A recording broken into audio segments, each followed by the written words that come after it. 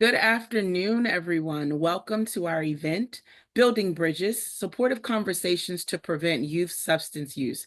My name is Chanel Speaks, and I am the Division Director of Youth and Family Services at EveryMind. I am honored to kick off this important discussion this afternoon. Here's a quick look at our plan for the next hour. Before we get into the discussion this afternoon, I want to give a special thanks to Secretary Emily Keller, Maryland's first Special Secretary of Overdose Response. Maryland's Office of Overdose Response promotes collaboration across all state and local agencies working to address substance use and overdose in the state. The office focuses on programs and policies under 5 pillars: prevention, harm reduction, treatment, recovery, and public safety.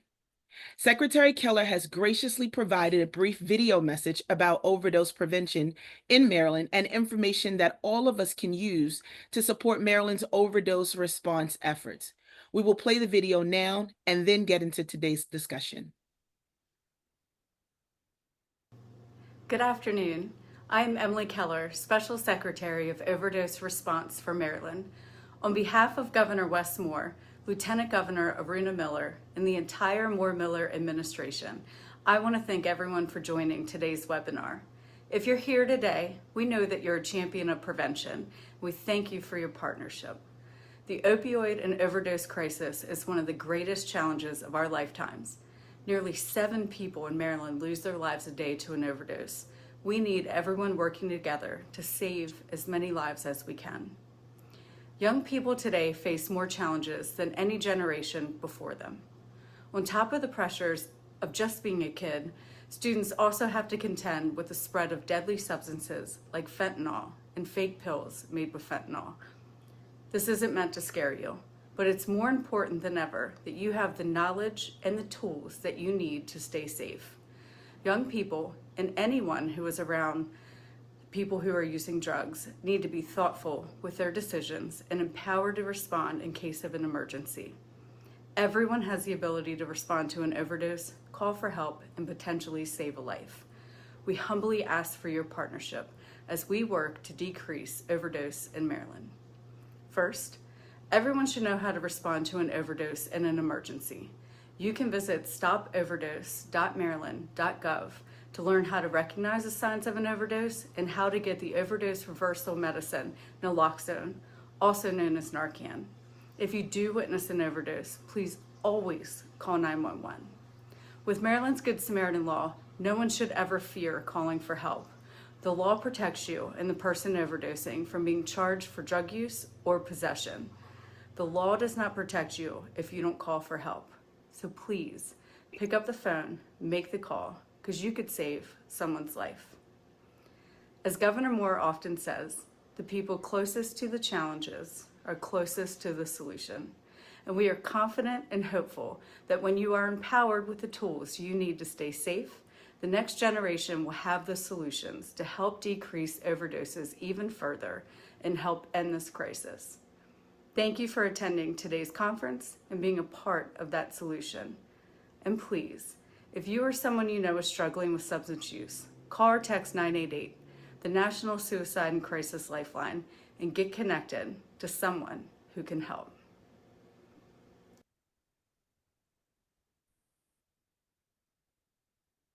Thank you again to Secretary Keller for her message and the meaningful work she is doing in this space.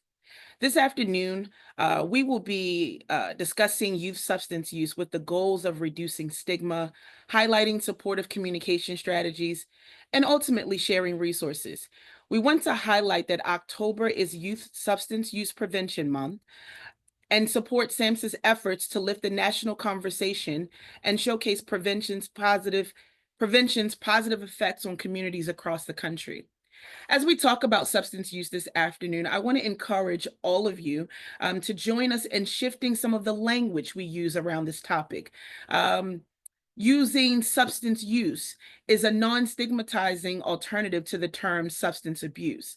I also want to encourage everyone to do their best to use person-first language, such as a person with substance use disorder instead of drug addict. or other stigmatizing terms we commonly hear.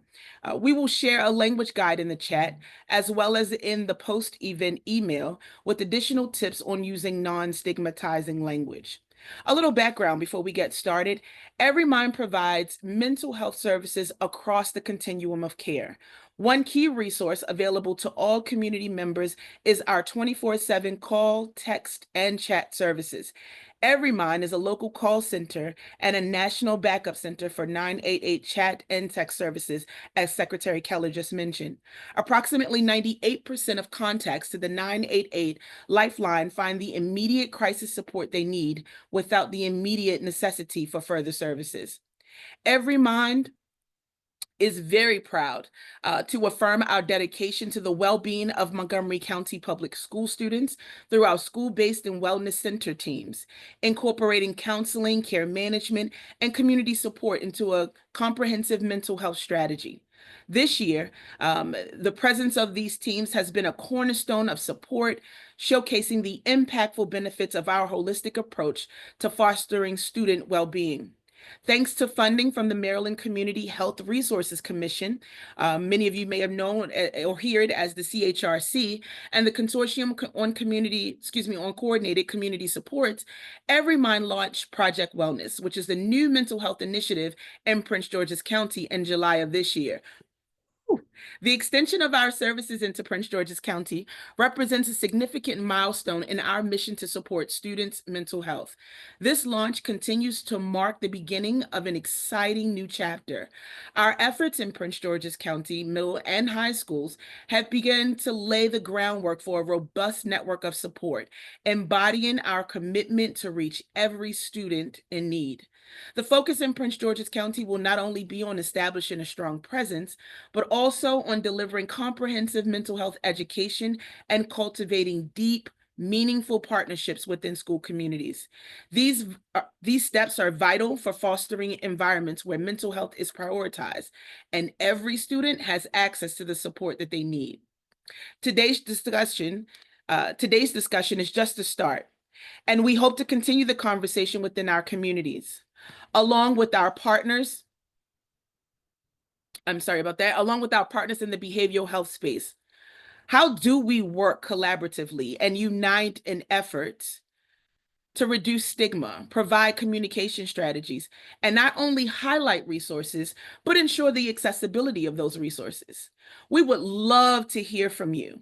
So please use this opportunity during this town hall to ask any questions or share your thoughts in the chat as we get started.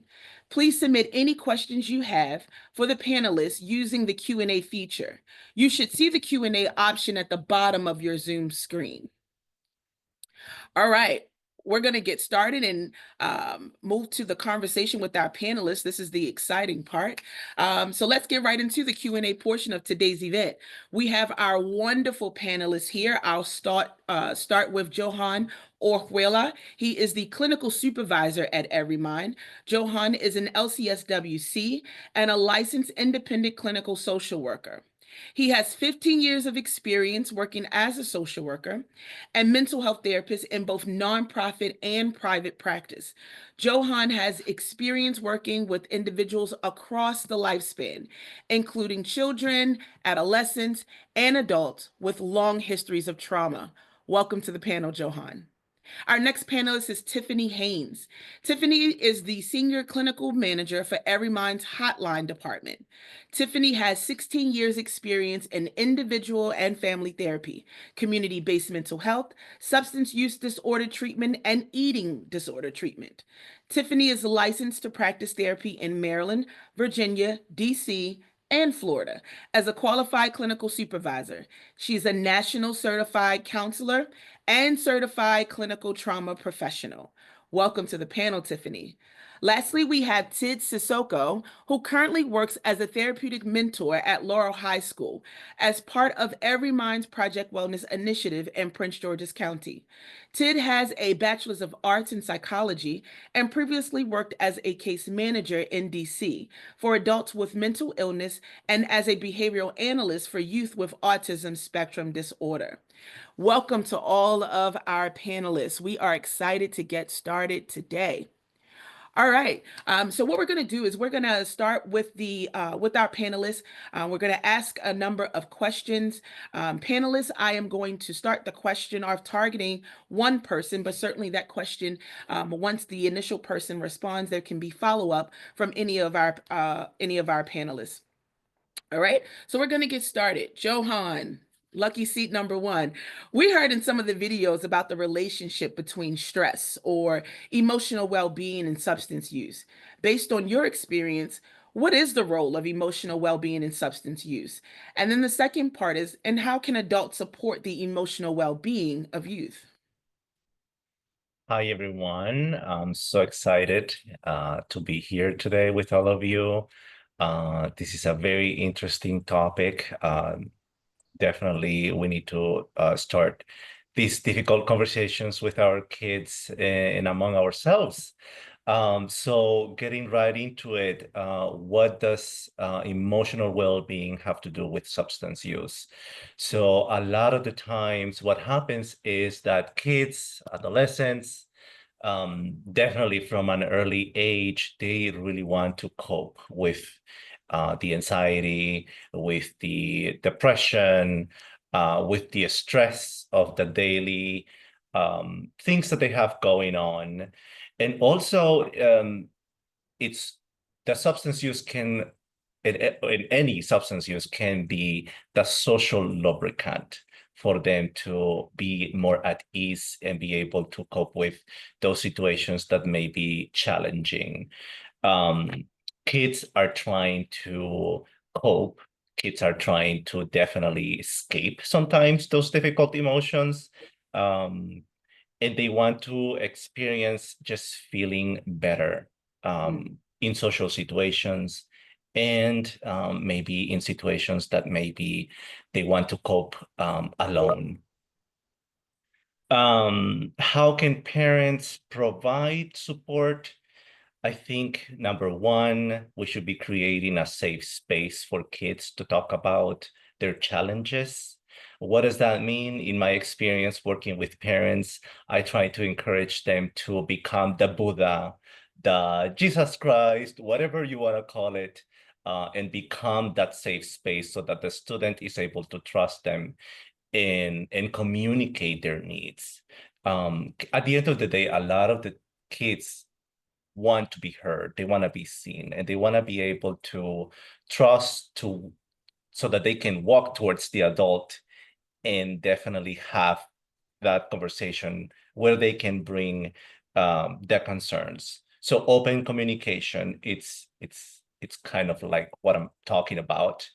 Um, what else? I would say that it becomes very important to monitor those red flags. You know, what are the challenges that you might be seeing in your kids? Are they sleeping? Are they eating? Are they experiencing a lot of stress at school? What are they experiencing in social situations while they're in school or in the community? So the bullying can be an aspect of the social pressure or social situations that they will have to manage, and it can become a stressor at times. So being able to look out for those red flags, and maybe even having those conversations about these red flags and expressing your concerns. Seeing what's going on social media, self-image, perception on their self-image, because a lot of the times what kids want to do is, in order to fit in, do anything to blend in and to belong. And that may include ultimately the temptation to engage in drug use.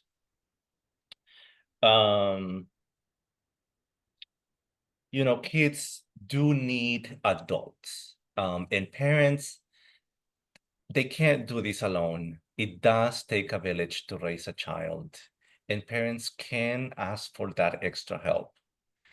A long time ago, I did learn that kids may need up to 7 adults present in their lives. these adults could be consistent adults that will provide that safe space. Kids will want to share different things with different adults. So if they have 7 adults, awesome, but we know that that may not be realistic. If there is at least one consistent adult in their lives, I believe that that can definitely make a difference. So that can add or lessen the pressure for the parent to want to take everything on themselves, but add that extra network or extra support that you want to build as you continue to support your child navigating these situations. Thank you, Johan. Very, very powerful responses here. I think that the notion of the village concept, and I've not ever heard that number of 7. I think that's equally all the more powerful. So parents don't feel like they are in isolation and kind of managing those supports for their child. And it also loops in that kind of community network, whether it's the school, whether it's, the local grocery store or what have you. I think that's extremely powerful. And also lifting that social media piece of one's perception of their own image and self-worth is very powerful. Tiffany, Tid, any pieces you want to add in here? Yeah, I thought that Johan's expressions were quite beautiful and really got to the core of what the concerns are. Our youth are so inundated with so much information and exposure to so many elements that are present within the community. And so offering the opportunity to be a safe place or a soft landing source for our youth is a responsibility of everyone within the community, I think, which I think is what Johan was expressing in part in some of his statements. And when, just to kind of circle back to the emotional well-being, when it comes to substance use and kind of being aware of any changes that are present with our youth, we want to also offer the opportunity for them to feel like if they do engage in substance use or that they're tempted or starting to have thoughts about leaning in that regard or in that direction, in response to peer pressure or wanting to fit in, that we are not jumping to offering judgments of good and bad on these behaviors, but rather exploring with the youth their thoughts about like why they feel like this would be impactful or beneficial to them long term. What is it emotionally that they may be lacking, so that we can hold ourselves accountable in this conversation and supporting those youth. Thank you, Tiffany. I think that judgment piece is a strong indicator on how a youth considers a person or a group of persons safe space. I think that's highly critical. Um, all right, Tid, no pressure. Yeah, I just wanted to add that Good, thank in you. terms of like helping adults support the emotional well-being of youth, I think it's also important to teach them emotional regulation, because if they can better identify their emotions and how to express themselves in a constructive way, they can then like improve their self-talk, and like how they talk to themselves can also help in like learning some better coping skills instead of using substances. Excellent, excellent. Emotional regulation, very critical. Johan, we're going to come back to you, shifting to the next question. What do you believe are some risk factors for youth substance use and substance use disorder? And then there's a second part. Alternatively, what are some protective factors and how can adults play a role in supporting these protective factors? So some of the risk factors include, I believe, number one, the exposure availability that they may have at an early age to substances, witnessing maybe in the family or through other adults, substance use. If they are alone most of the time, that's another risk factor.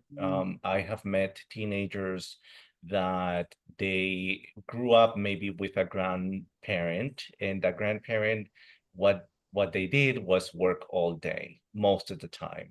And so the kid was unsupervised after school, and maybe they would hang out with a friend. Um, But after hanging out with a friend, they would go home and be alone the rest of the afternoon. And maybe the grandparent would come late at night, close to midnight.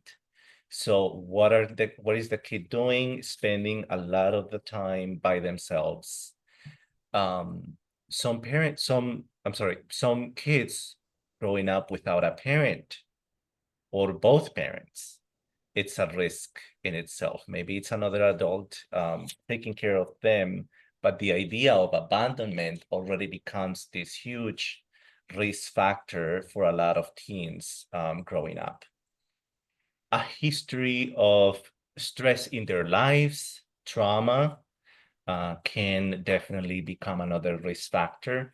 And having a history of maybe depression, anxiety, that has been undiagnosed, not looked at, and not having definitely the support to address some of those challenges, those emotional, social challenges.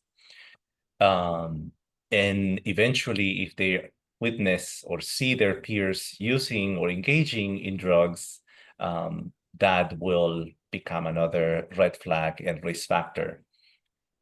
Protective factors, again, having adults present, the idea of being in a community that will provide that support or having those adults available to them, definitely maybe talking about what does it mean to cope in healthy ways with stress, with pressure, versus what does it look like to cope with in ways that are actually more unhealthy, damaging, or problematic eventually.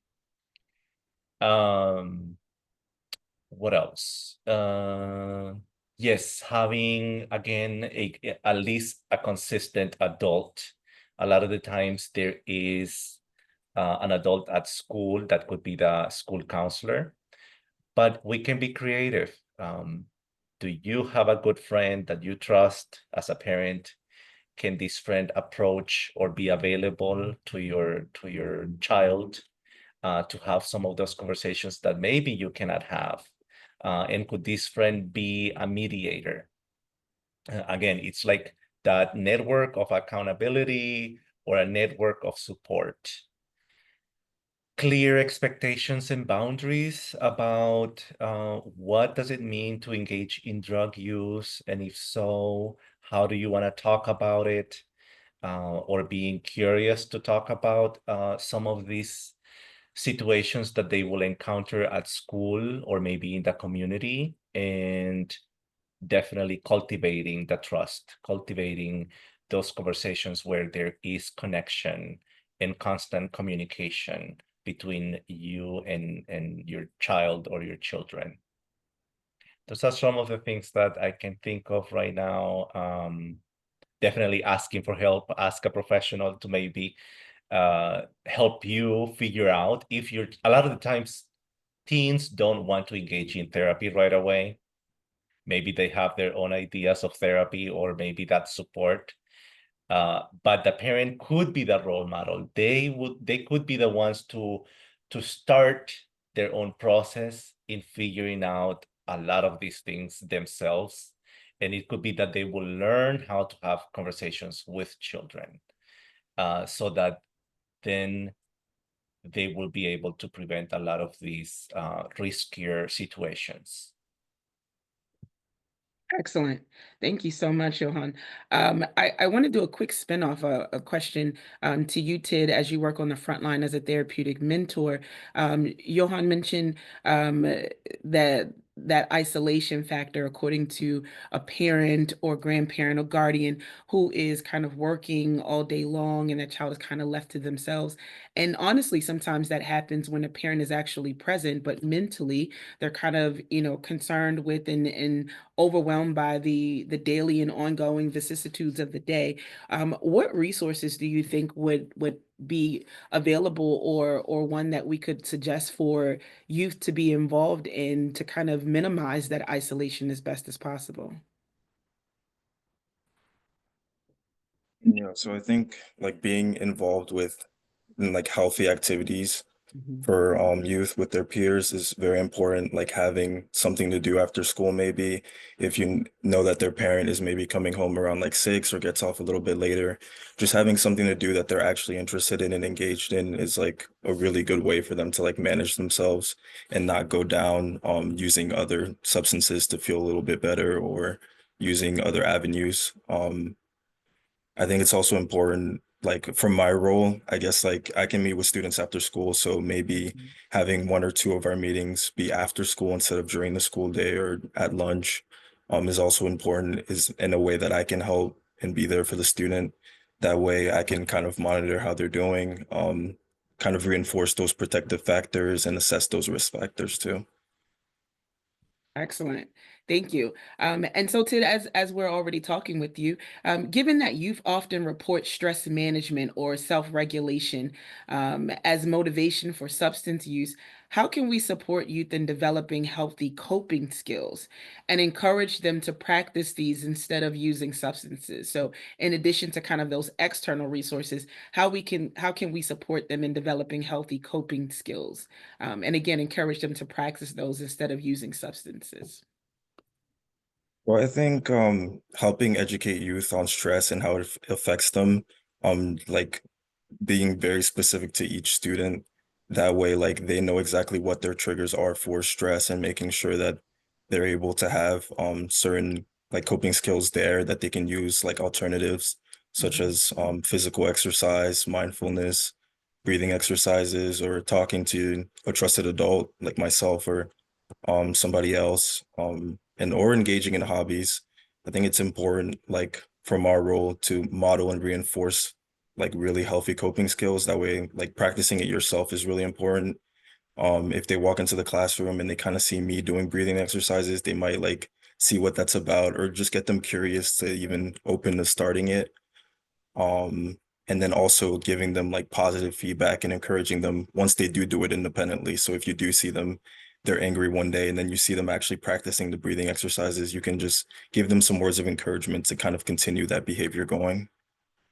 Um, Also just like helping them set realistic goals and identify like some of their obstacles, like internal obstacles and external obstacles in like different categories of their life, such as like their health, relationship, work, school, and social life is like really helpful in like helping them understand their own thoughts, feelings, and behaviors. Great. Tiffany, Johan, anything you want to add here? Yeah, I would just add to that thought that really the idea of encouraging social emotional like awareness and intelligence within our youth is really a vital step here, because the more they're aware of what feelings they're actually experiencing and then the behaviors that follow, right? And the connection between those two things or those three things, really, our thoughts, our actions, and our feelings, that we're able to really see where the rubber meets the road in their decision making and kind of their thought path that leads them down to, hey, I think this would be an appropriate coping skill opposed to another. And so really blooming that conversation around like, what are you truly feeling and hoping to address by means of accessing this maladaptive coping strategy like substance use or self-harm behaviors or whatever, insert concern here, but I think that's part of the conversation as well. Excellent. I just want to add really quick Yeah. as well that adults, as adults, a lot of us don't even know how to express our emotions and our thoughts. It's a challenge for us. And so Mhm. also for us to be curious and be willing to challenge ourselves in modeling that for youth. I think a lot of us did grow up not knowing and not being able to express our own emotions, express our own thoughts. So it's been difficult to kind of replicate that, right? And so maybe these days that's a task for a lot of adults, to engage in being that role model as well, because a lot of the times it can be that basic, and yet it's still so challenging to even know for a lot of us as adults, to even express our needs, express our emotions, identify our own behaviors and then being that role model for youth and children. Yeah, Johan, I think that's spot on. I think it's important to be aware of those shortcomings as well, because, while young people do appreciate, our book knowledge and our wisdom, they really all the more appreciate relationship and rapport, and the honesty that comes along with that, right? And so I think that's spot on. Tid, how do you manage perceptions in the work that you are currently doing in mentoring? How do you manage perceptions of norms about drinking, drugs, partying, that the media, right, going back to that social media influence that the media portrays versus reality? I think it's important to like give them the real facts and provide just education on what's actually happening. Because when you look at like movies and TV shows, it is often portrayed that teens are drinking or using substances, and that may lead to like the youth maybe wanting to try it themselves. But when you give them like actual facts that like, for example, the Youth and Risk Behavior Survey found that in 2022, only 63.2% of Maryland high school students ever reported drinking. That's like a more shocking fact, and they may not even realize that because they may think, oh, everyone drinks, it's okay for me to engage in drinking.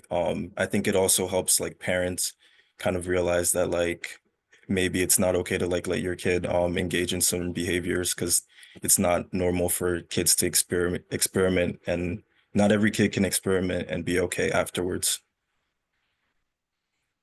Yeah, I mean, that statistic alone is powerful, right? How do we change the narrative and really start to uplift and seek to normalize or renormalize the fact that it's not everybody, right? That may be doing it, and making that be the bandwagon that everyone is wanting to be a part of, as much as of an influence as that could be. Tiffany, Johan, what are your thoughts about managing perceptions of norms?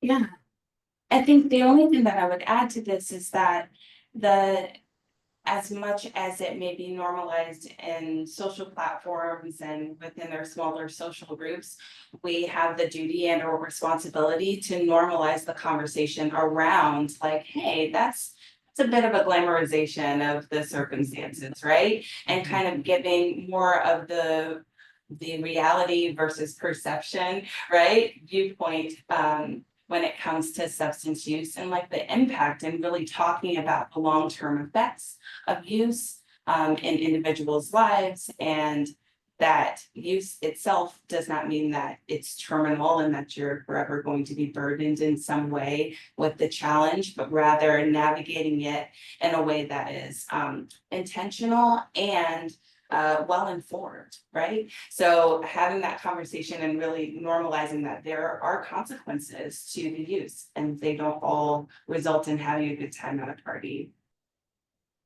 Yeah, and so Johan, along that lines, let's talk a little bit about peer pressure, right? It's such a prominent issue in adolescence. I think we've all been through it, and unfortunately, sometimes it doesn't stop in adulthood, right? What can parents do to support their kids in navigating peer pressure? Any tips on how to manage a situation where you're concerned about substance use among your kids' friend group?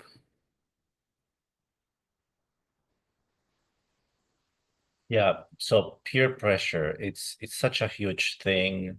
Um, and a lot of the times, if children and youth are hanging out with those who are already experimenting in drug use, we need to be curious. These kids may be the ones who already need the help. And I guess I'm thinking of what comes to mind is those kids who, again, don't have the parent as present, or their own parent is not as present, and they will want to connect with other kids by engaging in the alcohol use or maybe marijuana use. At the end of the day, a lot of what kids want to do is connect. And Mm. so other parents can kind of be curious and see, well, maybe this kid needs some support. What's going on?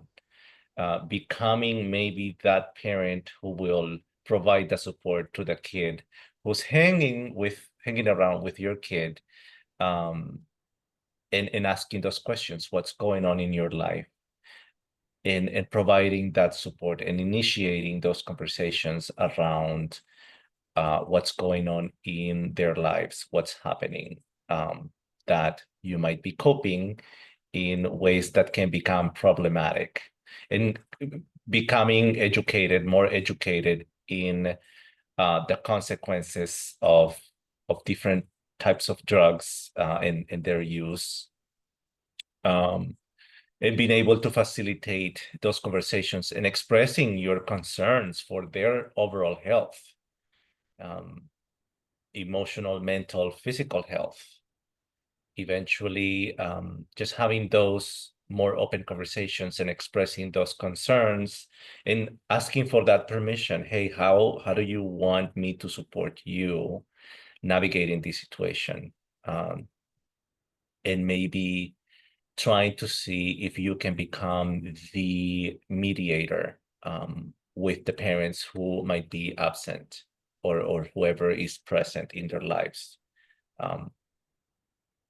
whoever the adult is. Again, the connection piece, it's the thing that maybe they're missing.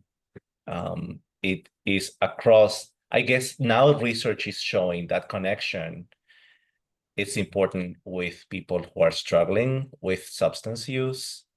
It's important with people who are struggling with depression, anxiety, trauma. So the connection is something that we can begin to cultivate among youth. I think, Johan, that that's the word that kind of really stuck out to me in your response, is that need to connect, right? The power of connection is just almost gave me chills, right? And just thinking of how, it doesn't stop in adolescence, right? It shows up, and it's an ongoing dynamic from, and certainly I want to open this question up to Tiffany and to Tid as well. But there's a follow-up question from the audience, and adding on to this conversation around peer pressure or peer support. How can peers positively influence each other's mental health and choices around youth substance use?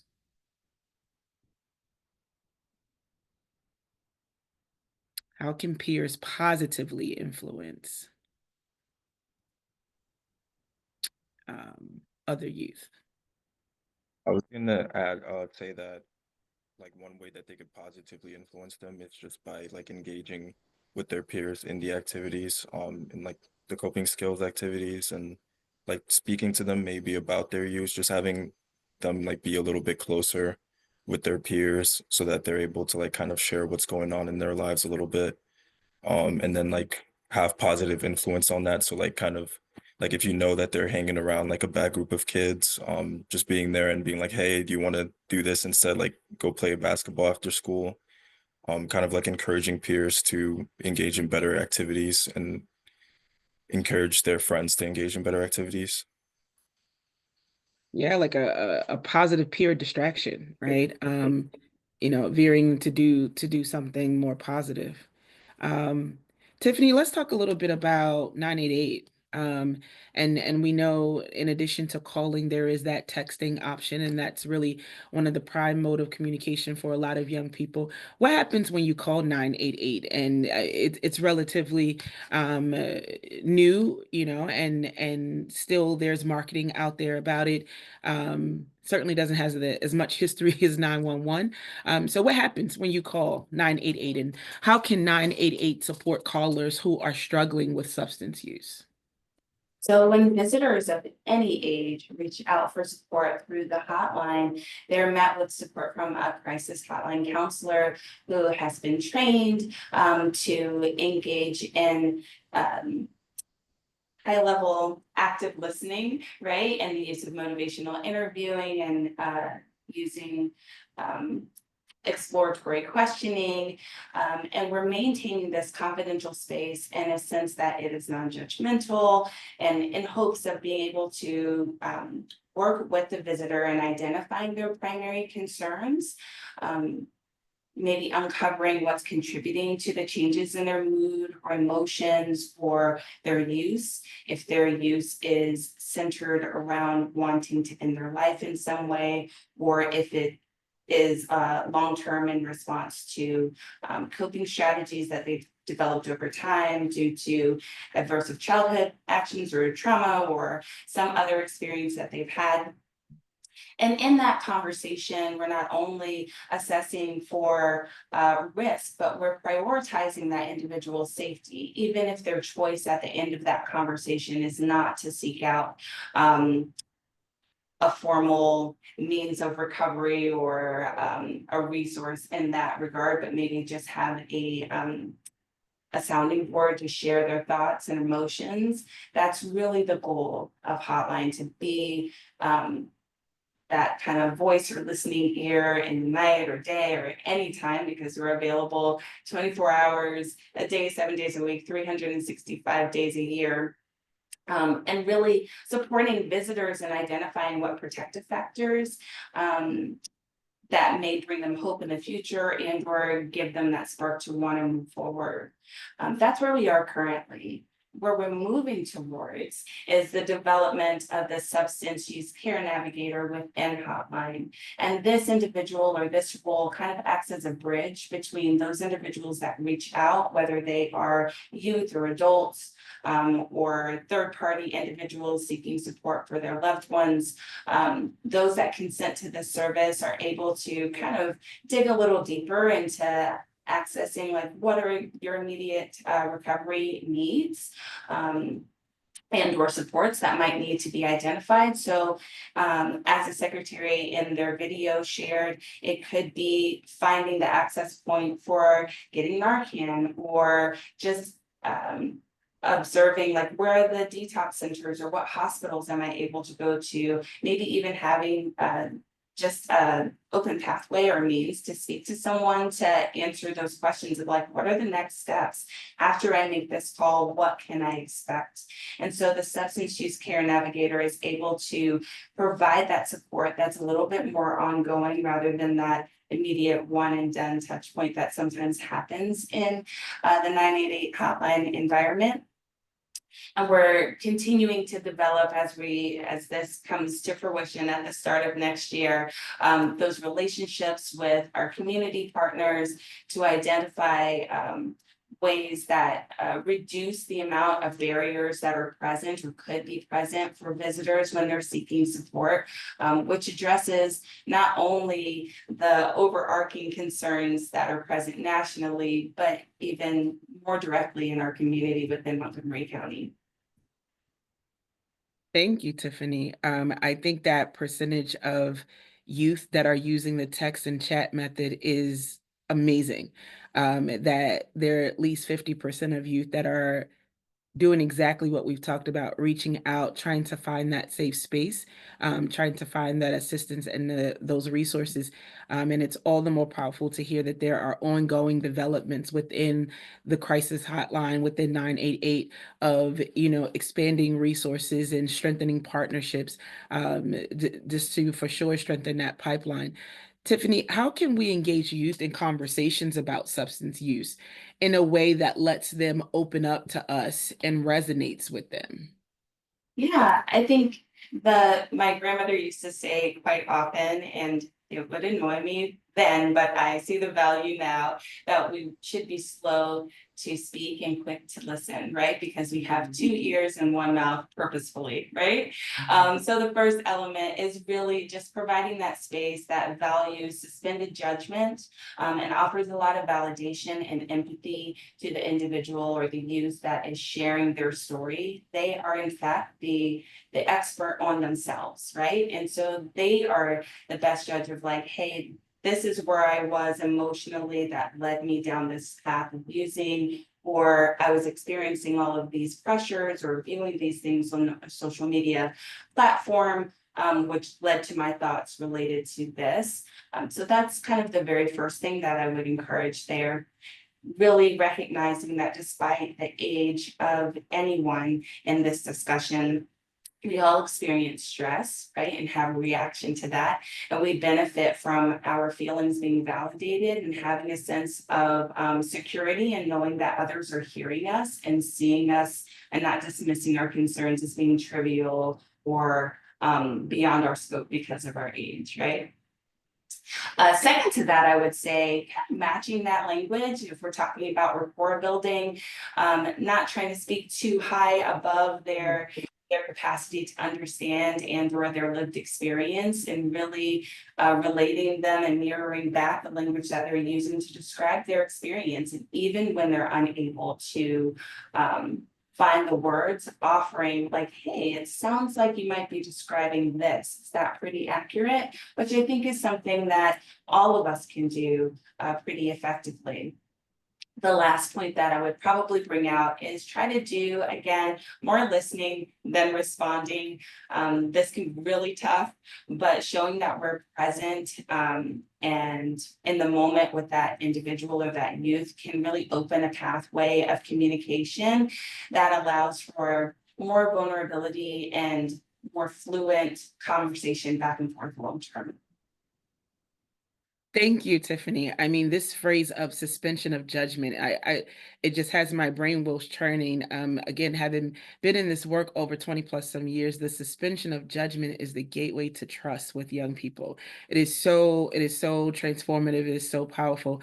Along with the matching of the language and doing more listening than responding, all powerful modes of how we can engage youth in the conversation around substance use. And certainly the hope is that it resonates with them and giving them, that space to feel free to do exactly that. I want to open up this question for feedback from for Johan and for Tid as well. But I also want to remind our audience that you can still utilize the Q&A, or I'm actually going to shift to that in 1 second here. So this is your opportunity to flood the Q&A with any and all of your questions for our brilliant panelists.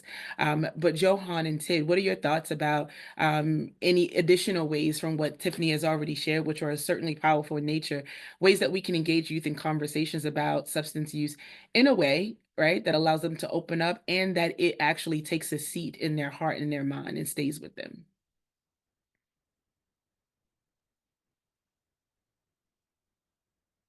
Either Sure. or, Johan did. Yeah, just being available for them to talk about this topic. They may already have their own fears, their own insecurities, their own questions around engaging, whether to engage or not. They may have questions about the types of drugs that are out there and the types of drugs that their friends are using. And being able to be with them in that process. There are a lot of drugs that are out there that maybe we don't really understand as adults, and maybe we engage in that process of educating ourselves with them and gaining additional information and it being that like a normal part of a conversation. And being able to talking about these insecurities or these fears around even that topic. Yeah. It's, it's kind of like being able to name it, to tame it, because it could be that there is this overwhelming fear at the same time with that curiosity or the internal debate to be or not to be, to engage or not to engage, and how to even manage the peer pressure and the social norms that are taking place these days. Yeah, excellent. That's spot on for sure. Tiffany, there's a question from the audience specific to 988. So I'll ask it to you directly. Is it okay for a parent or adult to call 988 if they are worried about their youth and substance use? If so, what happens when they call? Yeah, absolutely. We field many interactions from loved ones or caregivers that reach out to us just seeking support of what are some things that we can definitely say. A really valuable resource is betheone2.com, which I think we can maybe drop in the chat for everyone. But that offers 5 different tips for being able to engage and navigate these difficult conversations with our loved ones. Something that we can maybe just ask directly, or their experience while they're on the telephone. We're going to check in with that, or text or chat, let me say that as well. But we're going to check in with the caregiver that's reaching out to us. But in addition to that, we're going to inquire, like, what are some of the strategies that you've used with this individual? What are some of the concerns that you're seeing? Are you comfortable, or do you think they might be comfortable in engaging us in conversation, and really having it be like a fully collaborative environment where we're drawing in that person at risk as well into the conversation, so that we're not just talking about them, but we're involving them in this transformative experience. Thank you, Tiffany. Just a reminder that we have about 4 minutes, and then we're going to kind of wrap up. Again, the title of this town hall is about building bridges. And so this is just the first start of conversations. We're hoping to keep these conversations going. We know they are necessary, not just for us who do the work, but for those who are recipients of the work in our communities and our families. And so to that end, there's another question from the audience that I'm going to pose to the panel as a whole. And Johan and Tid, you can kind of be the first to kind of take a stab at this one. Well, each person actually, but Johan, you can kind of start us off if you like, if your comfort level is there. What one question would each of you recommend we as parents and or adults get comfortable asking our kids on this topic regarding substance use? That's a good question. Great question. It kind of it makes me feel tempted to replicate what I used to do with a lot of teens in supervising some of the people that I work with at Everymind, with teenagers who are also debating whether to have sex without protection, or if they are ready to have a baby. Sometimes the question is, do you really think you feel ready to engage? Or do you think this would be a healthy way to manage your life or navigate your life? Do you understand what it means to use certain drugs? It depends on the drug, right? Or do you have enough information about this drug? What do you know about this drug? That's what I can think of at the moment. And maybe being curious about understanding more of what's out there. So for example, with fentanyl, kind of giving them the facts. This drug was used or has been used mostly to sedate big animals. It may have been used in medical procedures in very small amounts, and yet the consequences are fatal. Sometimes providing information and being more matter of fact can help and give kids a little bit of that perspective. Yeah. Yeah. I think that's great. I think that is extremely powerful. And we're going to wrap up with this question. So Tiffany, what's your one question that you think would be a great question to get adults comfortable with asking kids around substance use? My one question that I would present to parents or adults are just asking it directly. What are some of the challenges that you're seeing within your own social group or school related to drugs and or alcohol use? And really just kind of kicking that door open and saying, hey, let's talk about it in a very open and transparent way, which can be really scary for adults, but also being prepared to share any lived experience that you have in hopes of building a stronger or deeper level of rapport and trust. Excellent. Tid? I was gonna say like the question I feel safe coming to me to talk to me Tid, I about think substance is his volume low use. Can you hear me? for anyone else? Johan, he was low for you. Nah, Tid, yeah, there it you was go. a little hard to hear. Yeah. Can you hear me better now? A A smidgen, just a little, little louder. Is it any better? There we go. Okay. I think you So I sound was like gonna say, do you feel safe coming to me and talking to a me about substance use and everything? Because I feel like that's really important starting off because if they're not really comfortable to open up with you, then you're never going to get like the full truth or the whole truth about how they're feeling inside or what they're experiencing with substances, if their friends are using it. So just like that way, at least you know you can start building that trust and start building that rapport and building that conversation. Excellent. Thank you all very much. What an amazing first start in building this bridge. Thank you to the panelists, to Johan, to Tiffany, to Tid. Thank you so much. Thank you to the Every Mind organization, and certainly our education team and department, for launching this opportunity. Thank you for all of those who were able to join for this hour, those that will be watching by way of the replay. I'm going to pass it off to Jennifer Grinnell. She is our Director of Community Mental Health Education, and she's going to share some final key takeaways and give closing remarks. Thank you, everyone.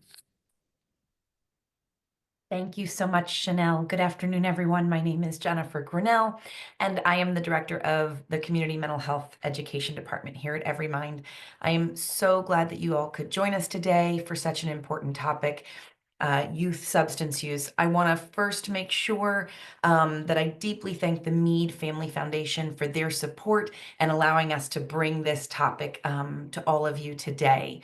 And also to echo Chanel and to thank her as well. I really want to thank all of our panelists for their time and commitment on this topic today. As we've heard today, it is crucial that we continue having open conversations about substance use with all of the young people in our lives, and have a goal to understand. And I loved the we have to listen more with them. Prevention helps us get ahead of substance use and mental health challenges so that youth, families, and our communities can thrive. One resource I would like to highlight as we wrap up that we are able to offer is our community education team is offering a BOTFIN life skills training. You can find more information to reach out to us at our website, everymind.org. BOTFIN Life Skills Training is a program that equips caregivers with tools to help their youth build resilience, manage stress, and make healthy decisions. The Life Skills Training offers caregivers a way to support their children to develop social and emotional skills that are necessary to avoid substance use and other risky behaviors. It's really an important step in ensuring that youth have the guidance and support in the places that they live. We also offer youth mental health first aid and question, persuade, and refer trainings. All of our training opportunities that I've just mentioned are evidence-based, focused on mental health, substance use, and reducing the stigma that surrounds mental health and substance use through these opportunities. We really encourage you to reach out to 988 via call, text, chat. This is a resource that is for both caregivers, adults, families, and youth. And remember that substance use is often linked to emotional distress, and many young people are using it as a coping mechanism to manage stress. I just want to thank you all again for joining us today. We are thrilled that you came and opened yourself up to listening to this really important topic. And we look forward to more trainings and bringing more opportunities like this to you as a community. Thank you so much.